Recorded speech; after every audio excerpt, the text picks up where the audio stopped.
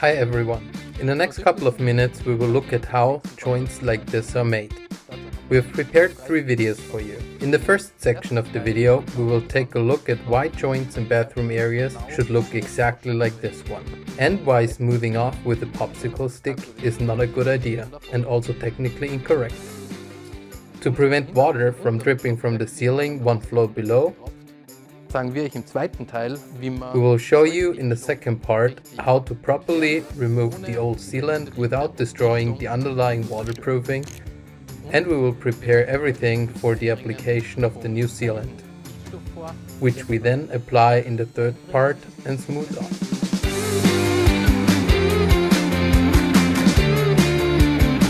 The current technical documentation in Germany, IVD Guideline 3.1, describes the optimal shape of joints in bathroom areas. It states that the joint between the shower tray and the wall should be triangular shaped and not as a hollow groove formed when using a popsicle stick for smoothing off. This special joint shape has been chosen for multiple reasons. On the one hand, it is best to resist mechanical stress occurring during frequent cleaning. On the other hand, it perfectly drains the water into the shower tray. Let's have a look at these toe topics und schauen, dass das so ist.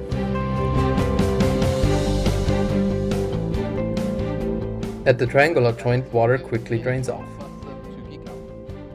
The angled design of the popsicle stick joint traps water on the sealant, allowing soap residue and shed skin particles to accumulate, which can facilitate mold growth. At the rectangular joint, water and consequently shower residue deposit in the corner.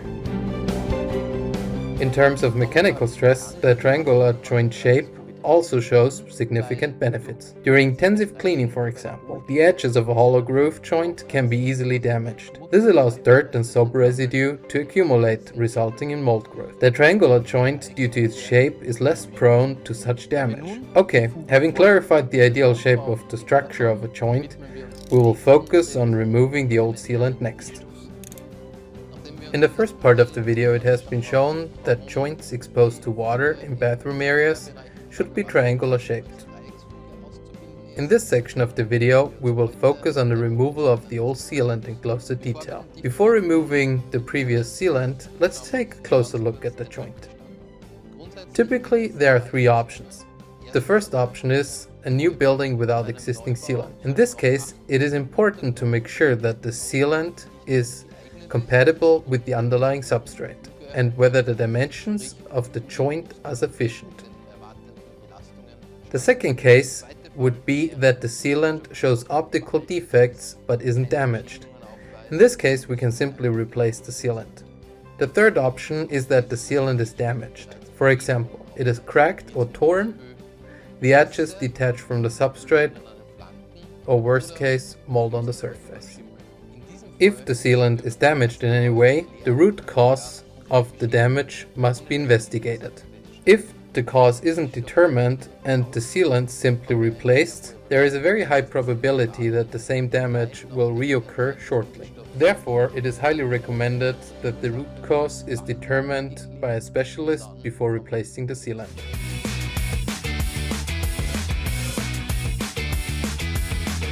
In this case, no damage can be detected and therefore the sealant can be simply replaced. To remove the sealant, we need the following tools: professional cutter knife, replacement blades, a blade disposal box, a pair of needle nose pliers, a stainless steel Allen wrench that is roughly the dimension of the joint, safety goggles and cut resistant gloves. Before we start, it is essential to renew the blade of our cutter knife to ensure a successful and hassle-free removal of the old sealant. Gelingt nämlich das Entfernen des Dichtstoffs.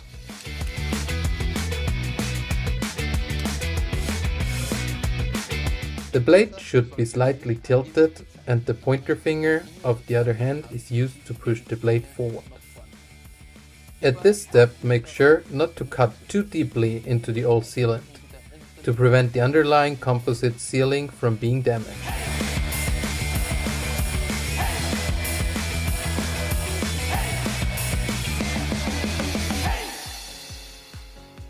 Use the needle nose pliers to remove any residual sealant from the corner.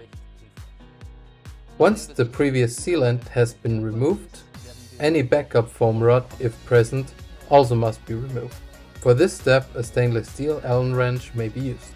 Please make sure not to use standard steel black painted Allen wrenches to avoid rust from remaining on the tiles.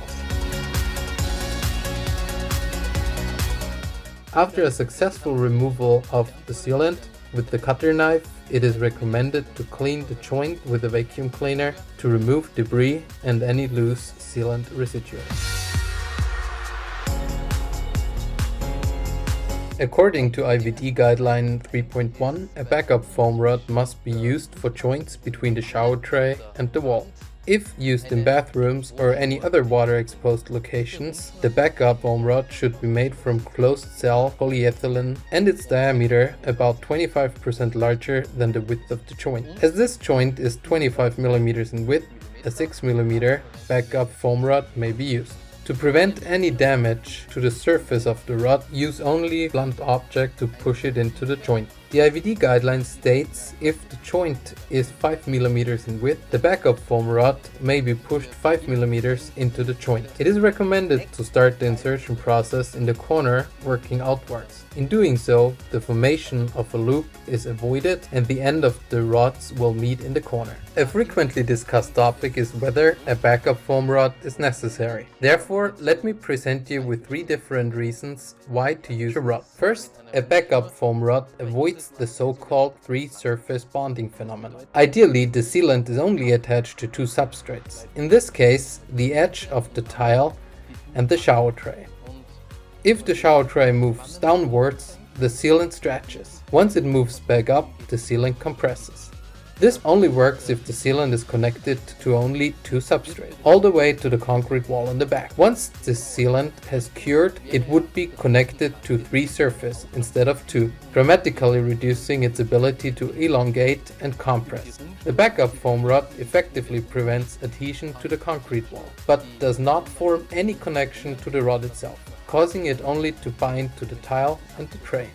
The second reason for using a backup foam rod is to correctly dimension the joint. In this case, the width of the joint is 5 mm. The IVD guideline specifies for the specific width, the depth of the sealant should also be 5 mm. The final thickness of the sealant can be determined by how deep the backup foam rod is inserted into the joint. The third reason for using a backup foam rod is that it creates an artificial boundary in the back for the fresh, uncured liquid sealant. This boundary resulting in a completely filled joint. Without this back support, the sealant may not fill up the joint completely, causing a lack of adhesion to the surfaces, increasing its chance to tear off. To demonstrate the importance of the rod support, we will seal this joint in between the 2 acrylic glass plates. For one half of the joint we have used a backup foam rod, and for the other one we did not. While both sides look well grounded from the outside, looking through the glass we can clearly see that without the rod, the sealant only adheres to the acrylic glass at the topmost 2 mm. Looking at the side where the backup foam rod was applied, the sealant has fully filled up the void of the joint, resulting in proper and complete adhesion to the surface of the glass. To demonstrate this lack of adhesion, we will now apply red color. As you can clearly see on the side where the backup foam rod was not applied, the sealant truly only adheres to the glass surface. At this point, the old sealant has been removed using the discussed tools. The joint was cleared from any remaining debris, and we applied the backup foam rod to the joint to promote proper adhesion of the sealant. Next, the sealant adhesion surfaces are cleaned from any grease or residual dust. Perform the cleaning procedure using an isopropanol based cleaner like Cleaner T and a lint-free cloth. Although it is readily available in most bathrooms, it is not recommended to use toilet paper instead of a lint-free cloth, as paper fluffs may peel off and remain in the joint. The cleaning procedure starts in the corner and moves outwards. If substantial amounts of dirt are found on the cloth, simply fold it and repeat the process until it remains clean. The fifth and final preparation step would be priming. Please refer to the sealant's technical data sheet to find out whether to use a primer and if so, which one. For most products, the datasheet can be found on the manufacturer's website.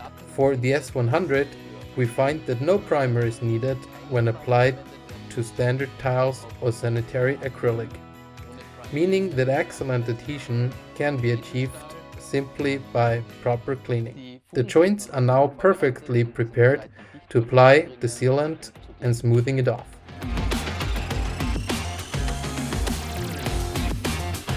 For these two steps, we need the following tools: sealant, cartridge gun, pen, nozzle, nozzle cutter, folding rule, smoothing agent, various smoothing tools, paper, spray bottle with distilled water, cleaning wipes, and a waste bin.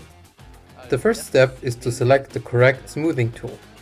For a 5mm joint, a smoothing tool with a flank length of 10mm is the correct choice. To double check our selection, the tool may be placed on top of the joint. The upper edge of the flank of the smoothing tool should be approximately 1mm. To apply the appropriate amount of sealant, we shorten the nozzle to match the inner diameter with the flank length of the smoothing tool. The displayed table helps to determine the correct length. For a 10mm inner diameter, the nozzle should be shortened to 58mm. After marking the nozzle with the pen, the nozzle cutter is used to cut the nozzle in a slightly tilted angle. A marking at the most distant point of the nozzle will help to symmetrically apply the sealant during grouting. Next, we open the sealant cartridge using a cartridge cutter.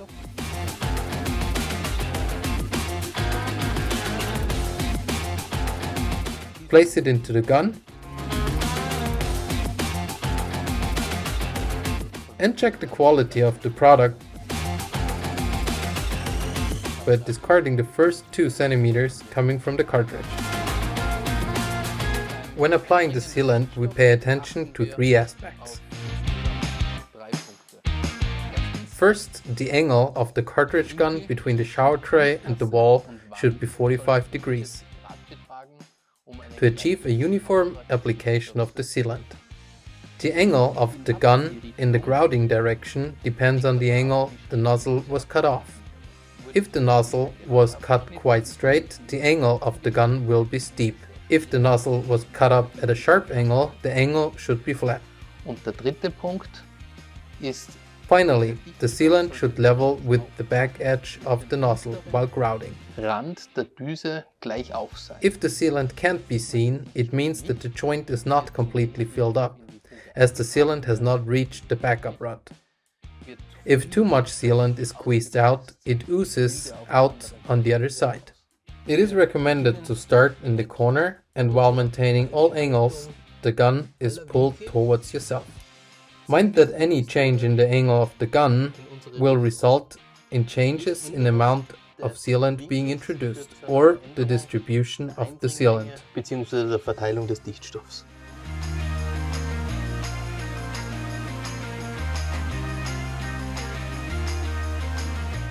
To grout upwards, we turn the gun upside down, rotate the cartridge until the line is facing downwards, and then turn the gun around again. Pistole dann wieder um.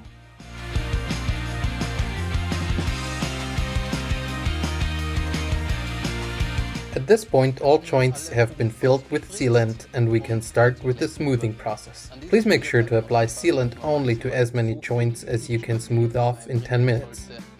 Since most of the silicone-based sealants will form a thin skin after 10 minutes, Bindezeit von 10 Minuten verfügen. meaning that after these 10 minutes, smoothing off is no longer possible. The smoothing agent itself should be matched to the sealant. Information about the compatibility can be found in the technical datasheet of the sealant. For the sealant we are going to use, the standard smoothing agent is applicable. Avoid the usage of any sort of dishwashing detergent, as it contains surfactants that may dissolve components from the sealant itself or result in permanent stains. First, the vertical joint is smoothed off. As before, when applying the sealant, it is important to pay attention to the angle of the smoothing tool. The smoothing tool is positioned and aligned with the top edge of the horizontal joints and slightly tilted upwards in both planes. Now simply drag upwards.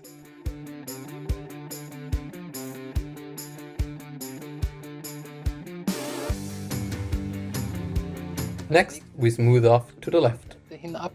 Hierzu Reapply smoothing agent. Position the smoothing tool in the corner as well as in the middle of the vertical joint without touching it. ohne diese zu berühren. Now drag to the left. Repeat the process for the right side.